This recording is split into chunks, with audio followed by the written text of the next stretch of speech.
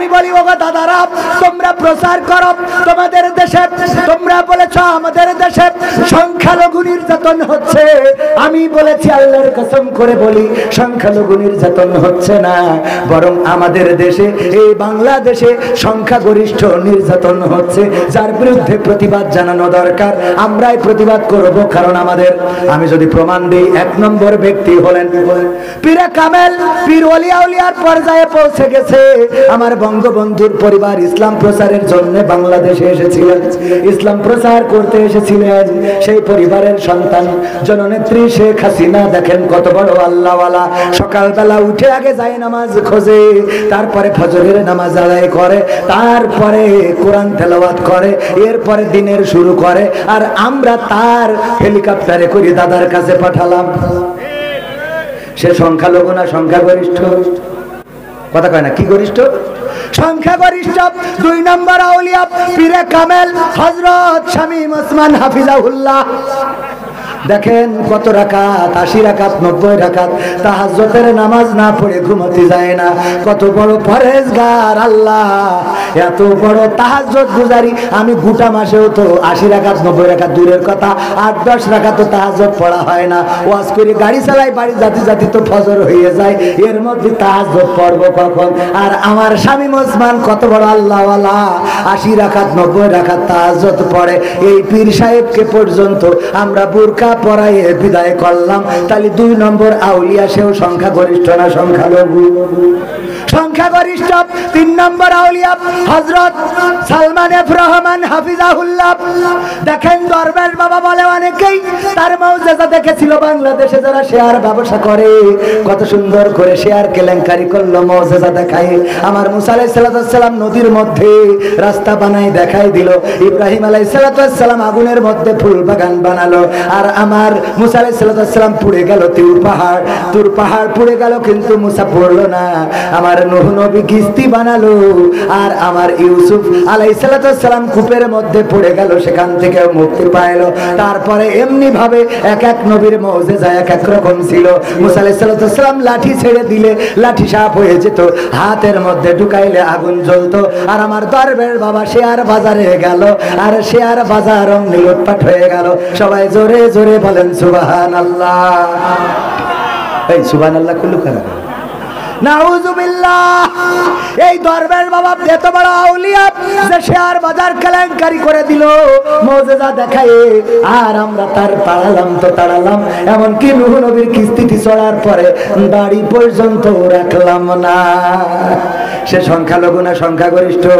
4 নম্বর আউলিয়া হযরত ওবায়দুল কাদের রাহিমাহুল্লাহ। খেলা হবে, পালাবো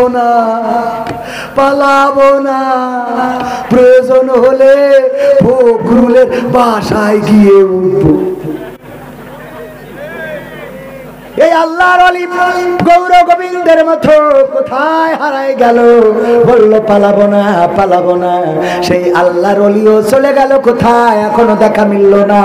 অনেকের তো মাঝে মাঝে দেখা যায় আমেরিকায়, মাঝে মাঝে দেখা যায় লন্ডনে, মাঝে মাঝে জেলখানায়, মাঝে মাঝে কেউ ডিম খায় উপর দেবা নিচে দিয়ে।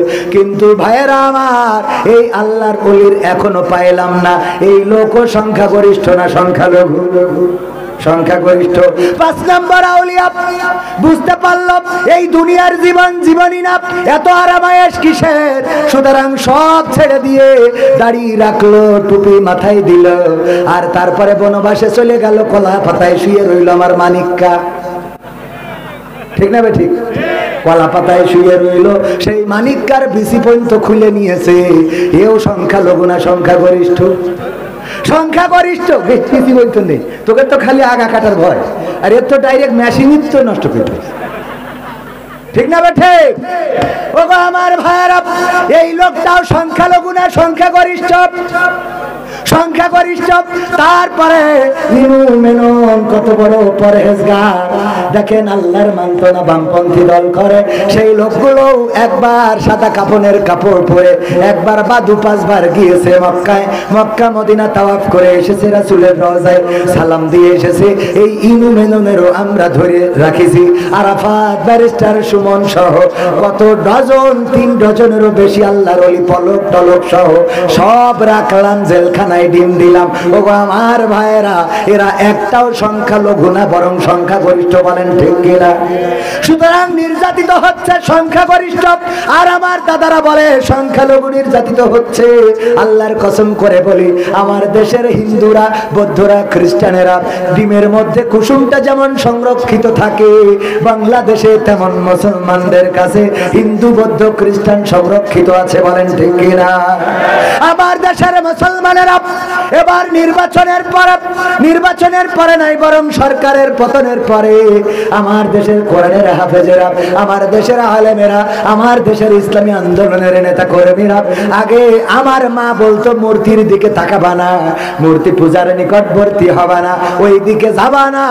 কিন্তু আমাদের নেতা কর্মী, মাদ্রাসার ছাত্র, কোরআনের হাফেজ এবারে যেন কোন ষড়যন্ত্র করে যেন মূর্তি না ভাঙে, তার জন্য রাত জেগে জেগে তাদের প্রতিমা পাহারা দিয়েছে। বলেন ঠিক কিনা? পাহারা দিয়েছে। শুধু তাই নাই, আমাদের নেতারা যে ওম শান্তি নমো নমো পড়ি ফেলায় যাবে গে, ঠিক না বেটি? পড়েছে না পড়ে নাই?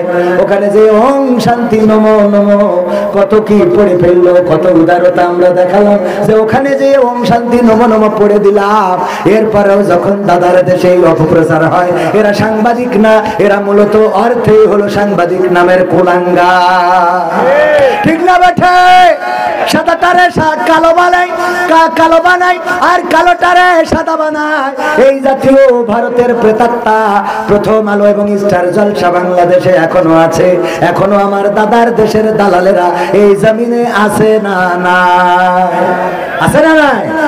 তাদেরকে এই জমিনে তারা থাকবে, বসবাস করবে, কিন্তু প্রকৃত অর্থে সোজা পথে চলা লাগবে। আর একটা কথা শুরুতেই বলে রাখি ভাইয়েরা আমার, যারা মনে করেন স্বাধীনতা এসেছে 5 তারিখে, আমি বলি এখনো স্বাধীনতা আসে নাই। এই বাংলার জমিন এখনো স্বাধীন হয় নাই, এই আল্লাহর জমিন এখনো স্বাধীন হয় নাই। 5 তারিখে স্বাধীনতা আসে নাই, বরং 5 তারিখে স্বাধীনতা কেমন করে আনতে হয় সেই রাস্তাটা দেখিয়ে দিয়ে গেছে। বলেন ঠিক কিনা? স্বাধীন তো হবে সেই দিন যেদিন এই বাংলার আকাশে কালেমার পতাকা উড়বে পথ করে।